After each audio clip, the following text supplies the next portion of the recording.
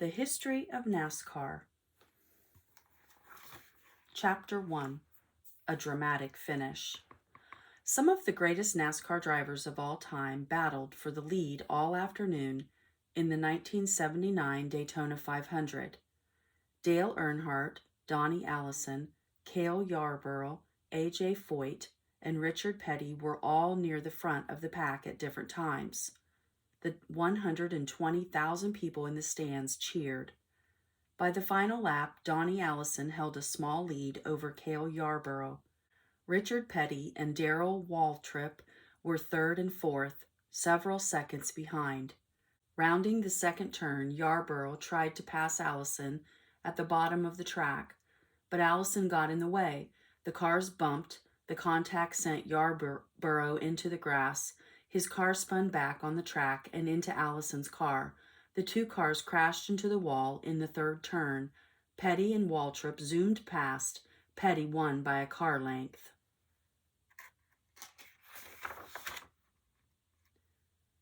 Back at the crash, Allison's brother Bobby stopped his car. He argued with Yarborough. The three drivers got into a fight as Petty drove into the winner's circle. This race was the first Daytona 500 broadcast on national TV from start to finish. Millions of viewers loved what they saw. Many people think the 1979 Daytona 500 helped make NASCAR a popular sport. About NASCAR. The National Association for Stock Car Auto Racing, NASCAR, is now more popular than ever. The three major NASCAR racing series are the Nextel Cup Series, the Busch Series, and the Craftsman Truck Series. Every NASCAR race is on live TV across the country. Even practice and qualifying sessions are shown on national TV. Nextel Cup races are some of the biggest sporting events in the world. Races in Daytona, Indianapolis, and Charlotte usually have several 100,000 fans at the track. Chapter 2. The Early Years. When NASCAR started, its popularity was not even close to what it is today. Some race winners made less than $100. Races were run on dirt tracks, mostly in the southern United States. Today, drivers earn millions of dollars. The sport has grown quickly in a short time. First years. In 1947, NASCAR formed in Daytona Beach, Florida. Before this time, drivers faced different rules from race to race. NASCAR brought a standard set of rules to the sport. NASCAR's first season was 1948. Drivers raced modified cars and roadsters in this first season. Modified cars were all different. Drivers made changes to their race cars to make them faster. Roadsters were sporty convertibles. Stock cars. People also raced stock cars at the time. The first big NASCAR stock car race was in 1949 in Charlotte. Promoters offered $5,000 in prize money. The race was a huge success. Many fans showed up to watch the 225-mile race. Stock cars were different from the modified cars and roadsters. A true stock car is not changed from the way the manufacturer made it. In the late 1940s, stock cars were just like the cars that people bought at car dealerships. Drivers and fans loved the stock car competitions. NASCAR ran 7 more stock car races in 1949. In 1950, NASCAR ran 19 stock car races. That year, the first 500-mile stock car race was held in Darlington, South Carolina. NASCAR ran 41 races in the 1951 season. The Daytona 500. A big step for NASCAR was the opening of the Daytona International Speedway in 1959. The 2.5-mile track was built as a combination of a triangle and an oval. This tri-oval track lets fans see more of the action. Daytona was the fastest track that stock car drivers had ever raced. The first Daytona 500 was the beginning of a new time in NASCAR racing. The race took place in February 1959. The race had such a close finish that the race officials looked at photos for 3 days before deciding who won. More fans began enjoying NASCAR fast cars, fast tracks, and exciting races. Chapter 3: Sponsors. NASCAR began to change rapidly. In the 1960s, more fast racetracks opened. Charlotte, Atlanta, Rockingham, Dover, Talladega, and Bristol were new, exciting sites for NASCAR events. The next 10 years were even bigger for the sport. Sponsorships and TV. During the 1970s, NASCAR saw big changes. Many businesses began sponsoring the sport and the teams. With sponsors, race teams could spend more money on cars and mechanics. In 1979, people who had never heard of NASCAR had a front row seat. The TV network CBS showed the complete Daytona 500 live. Viewers loved watching this race that included a wreck, a fight, and an exciting finish. NASCAR's growth continued through the 1980s and 1990s. The sport saw a big increase in money and fans. NASCAR became recognized as a major sport league. Drivers earned more money, cars raced faster, and stands held more fans.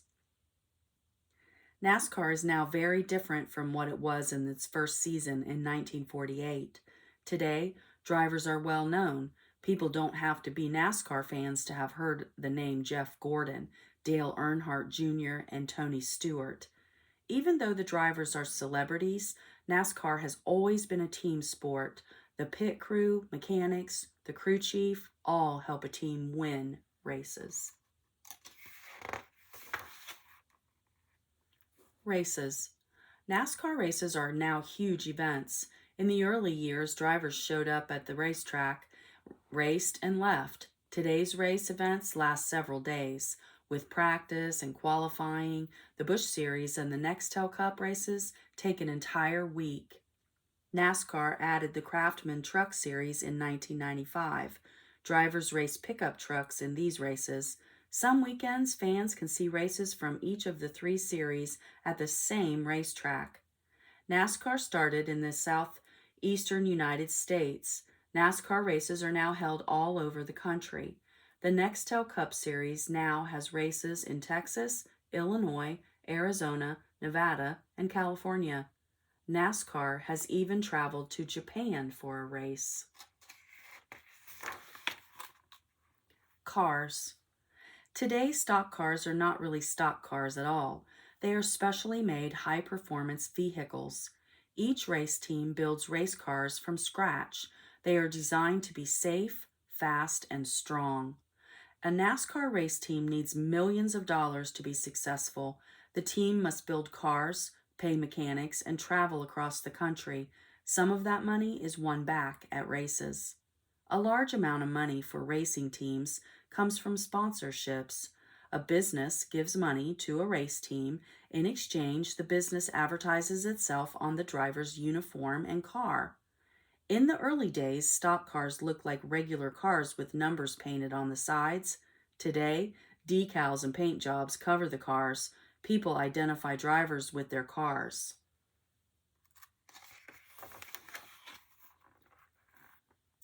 Famous drivers. During NASCAR's history, many famous drivers have helped define the sport. Some drivers have won so many races that they have become legends. Richard Petty. Richard Petty started his NASCAR career in 1958 when he was 21. His father, Lee Petty, was one of the great drivers in NASCAR's early years. He won 45 races in 13 years. Richard picked up where his dad left off. Richard Petty holds almost every important NASCAR record.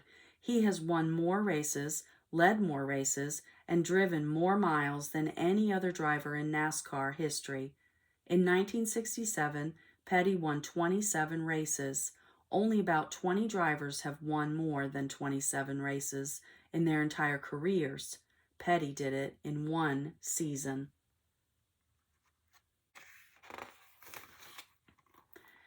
Between 1960 and 1984, Petty won 7 championships and finished in the top 10 in all years but one. Petty retired in 1992 with 200 wins. Only one driver has even half that many wins. People call Petty the king. Many people say that the sport could not have been as successful as it was without Richard Petty. Dale Earnhardt. Like Richard Petty, Dale Earnhardt came from a racing family. His father, Ralph Earnhardt, was a good driver in the first years of NASCAR. Dale joined NASCAR's top series full-time in 1979. That year, he won the Rookie of the Year award. The next year, he won the championship. Earnhardt went on to win 6 more championships, tying Petty's record. He won 76 Cup races. Even though Earnhardt won many races and championships, he always seemed to have bad luck at the Daytona 500. He badly wanted to win NASCAR's most popular and important race. He finished in second place 4 times. After 19 years, he finally won the race in 1998. Every driver and crew member formed a line on the pit road to congratulate him after the race.